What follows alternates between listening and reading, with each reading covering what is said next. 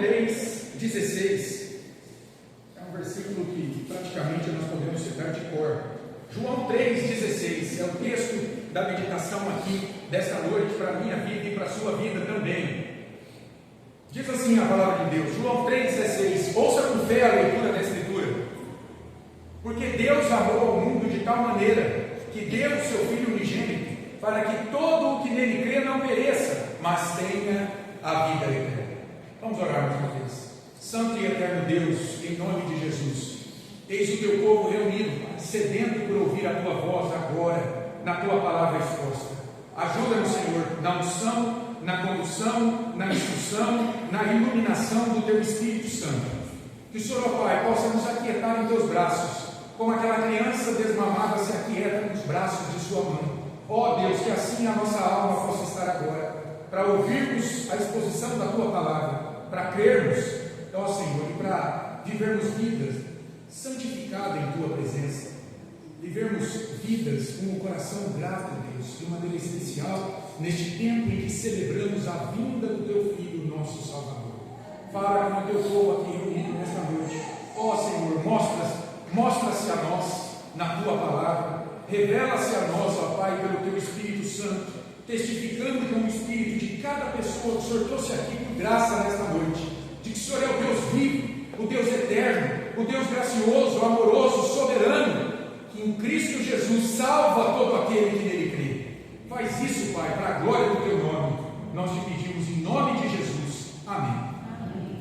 Meus amados, mais um Natal se aproxima e com o Natal, esse texto aqui de João 3,16, ele ganha um novo colorido, ele ganha pleno sentido, porque nele vemos o grande amor de Deus sendo manifestado no nascimento de Jesus para salvar os pecadores. O apóstolo João aqui, nesse texto de João 3,16, ele vai resumir, olha só, em um versículo, o que significa o Natal. Se você perguntar por aí o que é o Natal, faça esse teste. Muita gente vai dizer assim, é o nascimento de Jesus, é o menino Jesus na manjedoura, tudo isso é verdade, mas qual o sentido espiritual do Natal? Afinal de contas, por que Deus precisou enviar o Filho dele para nascer aqui, para empoeirar os seus pés nessa terra, para nos salvar? Pergunte isso, é Natal, é o nascimento de Jesus? Ok, mas por que ele nasceu? João aqui, ele vai dizer três coisas a respeito do Natal. Ele vai falar em primeiro lugar, que o Natal revela o amor universal de Deus por pessoas de todas as nações. Em segundo lugar, ele vai dizer que o Natal revela um amor sacrificial de Deus pelos pecadores. E em terceiro lugar, ele vai dizer que o Natal nos traz o propósito do amor de Deus pelos pecadores na entrega do Filho. Daí o título muito simples desse sermão, o grande amor de Deus. Primeiramente, o que João fala aqui? Ele fala sobre o amor universal de Deus que alcança pessoas de todas as nações. Olhem comigo, porque Deus amou ao mundo de tal maneira. O amor de Deus, meus amados, ele pode ser visto aqui na sua extensão e na sua profundidade. Em primeiro lugar, na sua extensão, porque diz o texto que Deus amou ao mundo. Que mundo é esse que Deus amou tanto? A palavra mundo aqui lá no grego é cosmos, que significa o universo que ele criou, e de maneira especial a coroa da criação criada à imagem dele, que somos nós, seres humanos. Então, dizer que Deus aqui amou ao mundo, dentro desse contexto, quer dizer que ele amou pessoas que ele criou à sua imagem e semelhança, e que precisam de restauração espiritual, precisam de reconciliação com ele novamente, porque após a queda, Deus poderia ter acabado com o ser humano completamente. Ele não devia nada para ninguém. O homem pecou e sabia da sentença de morte, mas ele fez uma promessa de salvação em Gênesis 3,15. Vitória diante do pecado, do mundo e do diabo na vida daqueles que são amados por Deus e salvos por ele, por graça, mediante a fé em Cristo. E fica a pergunta: Deus ama todas as pessoas do mundo? Vai salvá-las pela fé em Cristo? Será que o apóstolo João está dizendo aqui um universalismo na salvação? Amou todo mundo? Claro que não. E veja, o próprio Jesus ensinou isso, que a salvação é ilimitada, que o amor de Deus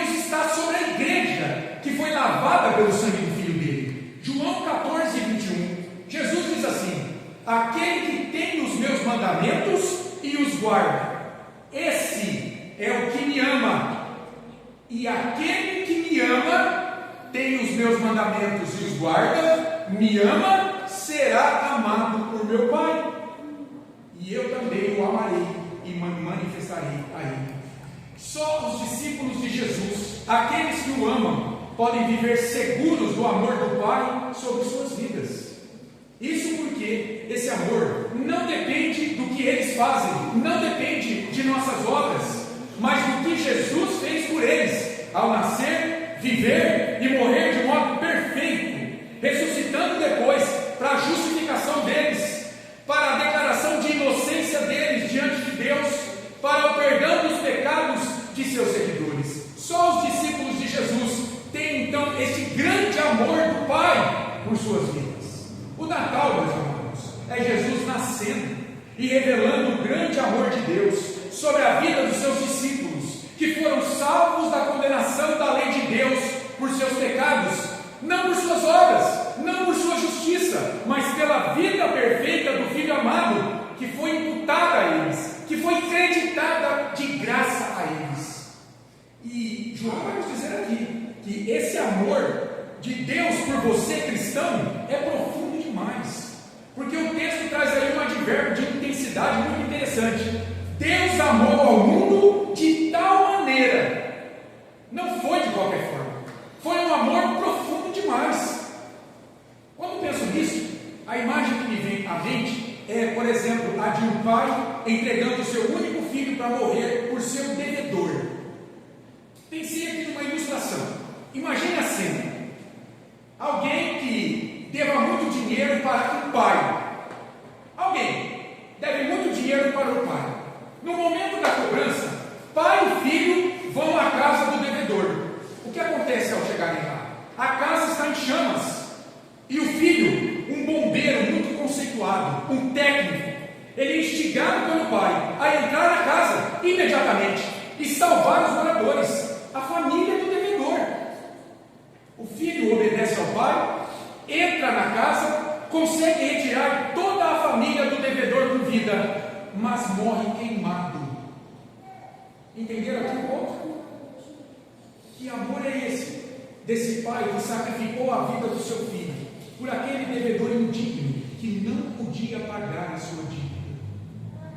Esse foi o amor de Deus por mim e por você, pecador.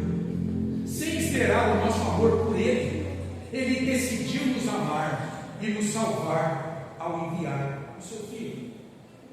E esse amor do Pai e do Filho, no poder do Espírito, de fato, ele precisou ser muito intenso, ele precisa ser forte, profundo, porque os efeitos deletérios que o pecado fez ao entrar na vida humana, morte física, espiritual e eterna, estes efeitos precisavam ser revertidos, e foram revertidos na cruz pelo descendente da mulher, que foi prometido lá em Gênesis 3,15. Jesus precisou enfrentar e vencer o diabo no lugar do seu povo para lhe dar salvação. Por isso, o Pai enviou seu próprio Filho, o seu amor, da sua mesma substância, divino, poderoso em essência, para dar conta dessa grande obra de redenção. Daí, em segundo lugar, o apóstolo João dizer que esse grande amor de Deus pela igreja, pelo povo remido pelo sangue de Cristo, foi uma demonstração, na verdade, de um amor sacrificial. Foi de graça para nós cristãos, mas custou caro para Deus. Em segundo lugar, João 3,16 diz: porque Deus amou o mundo de tal maneira que deu o seu Filho unigênito. Esse verbo deu aqui é muito interessante. O sentido desse verbo é entregar algo para cuidar do interesse de alguém. Significa que Deus, Ele entregou alguém para morrer pelos pecados dos seus eleitos, da sua igreja, satisfazendo a sua justiça pela quebra dos mandamentos. Deus entregou Jesus Cristo para nos conectar novamente com Ele e nos dar vida eterna. Natal é isso. Vá pensando no significado mais profundo do Natal. E diz o texto que Ele deu o seu Filho, o Iós. O sentido aqui é do Salvador, que procede e é enviado por Deus, que participa da natureza divina divina do Pai e está em íntima união com o seu Pai. Então, se você pertence a Cristo, olha só, o teu valor não está só em você ter sido criado à sua imagem, mas em Deus ter enviado o próprio Filho dele para carregar a tua cruz, para morrer no teu lugar, para que no dia do juízo você não seja mais pregado em uma cruz, condenado por todos os teus pecados, para sofrer a morte mais terrível de todas lá na sua época, onde eu e você deveríamos estar. Mais uma vez, meus amados, Deus prova o seu amor para conosco, para com você, se você pertence a Cristo, ao ter enviado o seu único Filho para sofrer em uma cruz por você, sendo você ainda pecador, inimigo de Deus, como Paulo nos diz lá em Romanos 5:8. Veja, Deus não sacrificou o Filho por amigos, mas por inimigos, como eu e você até então. Você já parou para pensar quanto custou para o Pai ficar privado da companhia do Filho nos céus, enquanto ele estava sofrendo aqui na terra por você? Quanto custou aquelas horas que ele ficou lá naquela cruz? Qual o preço do sacrifício do Pai ao ter que enviar o seu Filho para morrer por criaturas desobedientes e rebeldes a Ele, que precisavam de redenção, que precisavam do pagamento da sua dívida diante dele?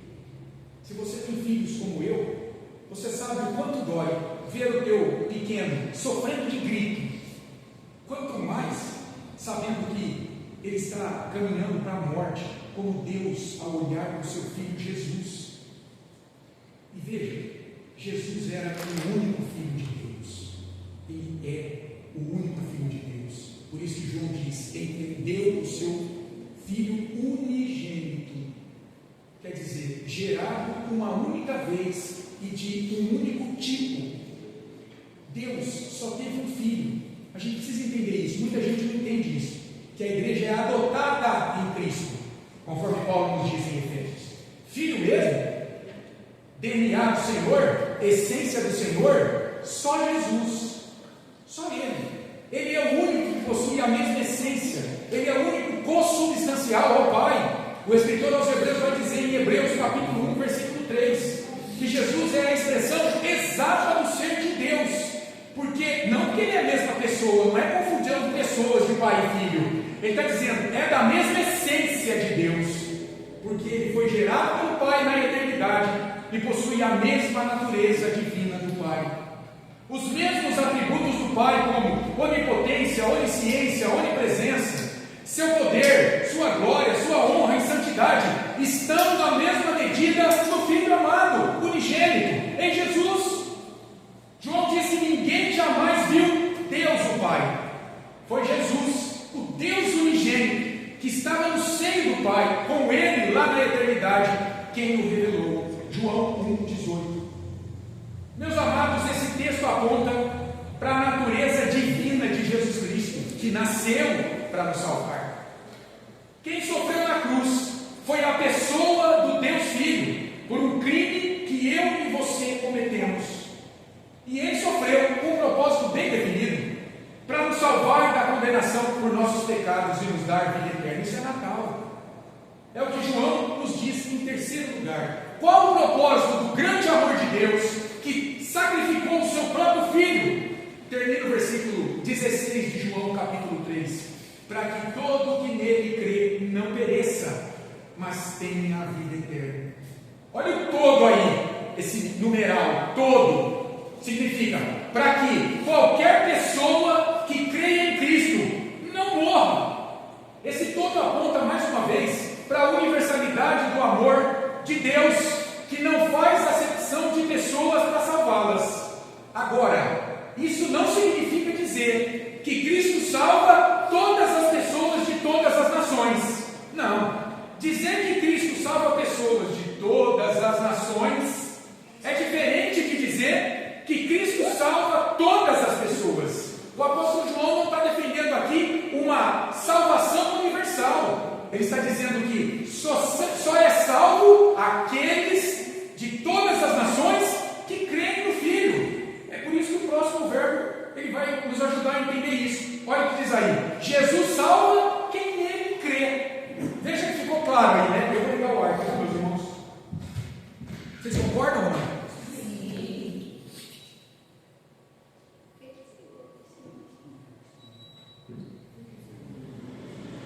Falamos disso hoje pela manhã. Parênteses. Quando o ar liga, pisca, e nós puxamos um cabo enorme, 220, trifásico, direto lá do relógio, mas mesmo assim, vamos ter que ver com o eletricista isso. Fecha parênteses. Meus amados, olha João 3,16 aí no finalzinho. Para que todo, não é qualquer pessoa, o que nele, o pronome aqui é Jesus, nele crê, não pereça, nele confia, nele se entrega, está persuadido de que ele é o único Filho de Deus. Crer em Jesus Cristo como Salvador, pensando nisso, é muito mais do que falar o seu nome, ir a uma igreja, ter o nome no rol da igreja, passar pelo sacramento do batismo, conhecer a Bíblia de cor. Tudo isso é bom, tudo isso é necessário, mas crer em Jesus é algo mais.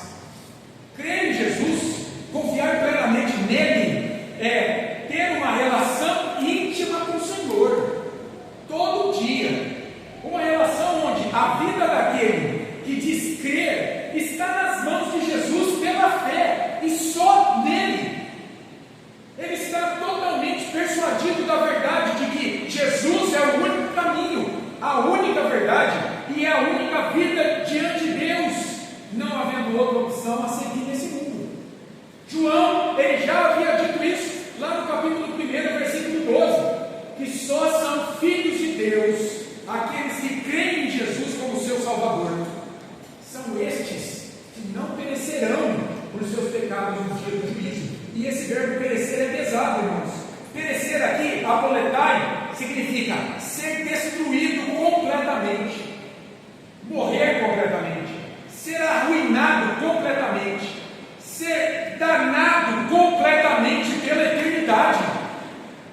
O sentido final é de um afastamento completo de Deus, ser privado da vida eterna.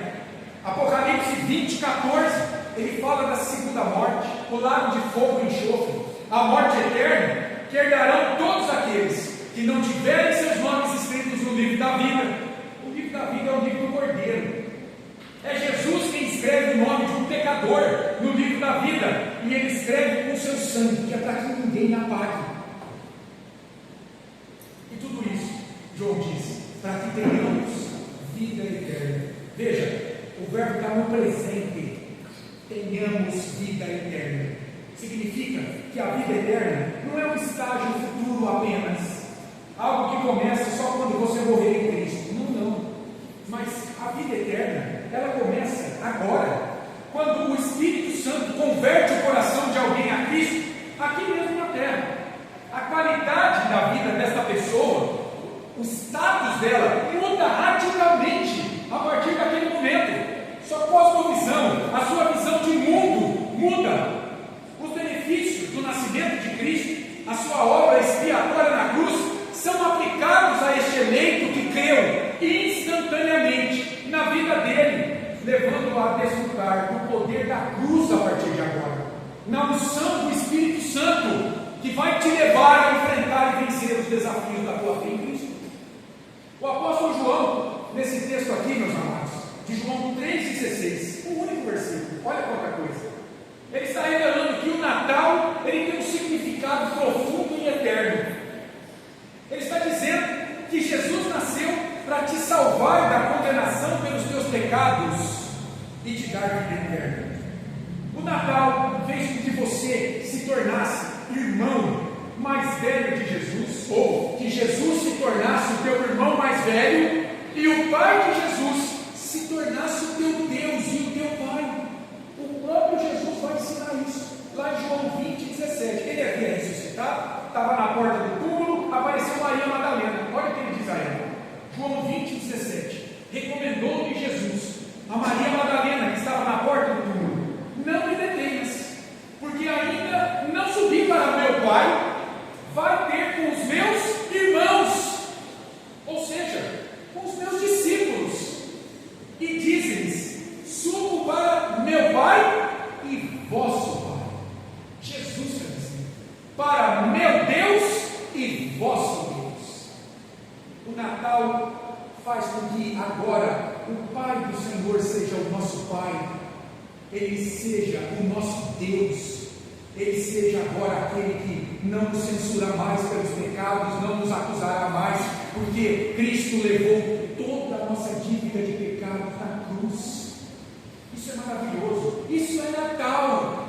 Por isso que celebramos o Natal na sua profundidade, dentro do seu conceito espiritual, muito mais do que festa, presente, família reunida. Isso tudo tem o seu lugar, é bom, mas se Jesus não estiver presente ali no meio, é nada, é casca de ovo, não vai servir para nada.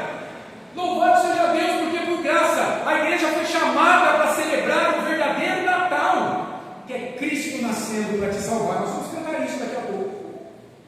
De fato, Deus é amor, mas esse amor aqui não é humano não, como muitos defendem, mas é o perfeito amor de Deus, ágape, ao entregar o seu amado Filho Jesus para salvar pecadores de todas as nações da condenação eterna e lhes dar vida eterna. E pensando nisso, como é que a gente pode aplicar essas bênçãos do Natal, do nascimento do Salvador às nossas vidas? Apenas 3 aplicações.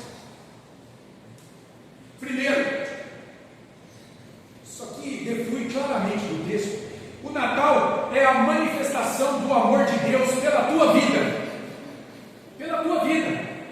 Não há amor maior, não há amor melhor, não há amor mais significativo pela tua vida do que o amor de Deus, Criador dos céus e da terra, revelado no envio do seu próprio Filho para te dar vida e vida eterna. Portanto, meu amado, seja grato a Deus nesse Natal pelo amor dele revelado no nascimento do Filho dele em teu favor, Jesus Cristo. Talvez você esteja passando momentos difíceis na vida e talvez você esteja até pensando que Deus te abandonou. O Natal revela que Deus jamais te abandonou e Ele te conhecia antes mesmo de você o conhecer. Ele sempre esteve cuidando de você. Ele está cuidando de você. Portanto, celebre o grande amor de Deus por você neste Natal. Em segundo lugar, esse texto nos fala que o Natal revela que você é tão valioso para Deus, mas tão valioso, que Ele sacrificou no teu lugar o único filho dele, um filho belo, amado, perfeito, Jesus. Deus entregou por você em uma cruz o que Ele possuía de melhor, o seu único filho. Deus fez o mais para você descansar nele, portanto, a cada dia, e não se encher de preocupação, de ansiedade com as coisas menores desta vida. Se agora Ele é teu pastor pela tua fé em Cristo como teu Salvador, então, meu amado, a promessa é de que Ele é o teu pastor e nada há de te faltar nesta vida, ainda que muitas vezes os teus olhos humanos, embaçados pelo pecado, não consigam enxergar isso. Se você recebeu pela fé o menino que nasceu em Belém como teu Senhor e Salvador, então Ele estará sempre cuidando de cada necessidade tua, das menores às maiores. Se é assim, meu querido, descanse em Deus nesse Natal e na cruz do seu Filho que foi erguida para a tua redenção. Jesus já veio, já viveu vida perfeita, já ofereceu ao Pai uma obra suficiente, eficaz e perfeita para te salvar da condenação. Em terceiro lugar, essa era a tua maior necessidade, ser salvo diante de Deus da condenação de todos os teus pecados. Jesus já fez isso. Em terceiro lugar, esse texto que mostra que o Natal declara a vitória de Jesus sobre o diabo, sobre o mundo e o pecado, para que você que nele crê tenha vida eterna. Jesus nasceu para te dar a vitória sobre inimigos espirituais terríveis, como o diabo, o mundo sem Deus e o pecado ainda presente em você, diante dos quais você estava dominado e caminhando para um tormento eterno. Mas agora, pela fé em Cristo, todos esses inimigos espirituais terríveis foram derrotados na tua vida, para que o céu se abrisse a você em uma vida que nunca mais vai ter fim. Para pensar, você vai viver eternamente limitada não consegue compreender o que é isso. Desse modo, meu querido irmão, você não precisa ser rico aqui nesse mundo. Você não precisa ser bonito, famoso, influente nas mídias sociais, ser popular para se sentir alguém nessa vida. Não. Você precisa entender no fundo da tua alma que a dívida impagável dos teus pecados foi quitada diante de Deus de uma vez, pelo nascimento do teu Salvador Jesus, para que você viva agora, descansando no poder da cruz do teu Senhor, e herde os céus no final dos teus dias. Deus, de fato, no nascimento de Jesus, nos revela o grande amor que Ele teve por nós pecadores.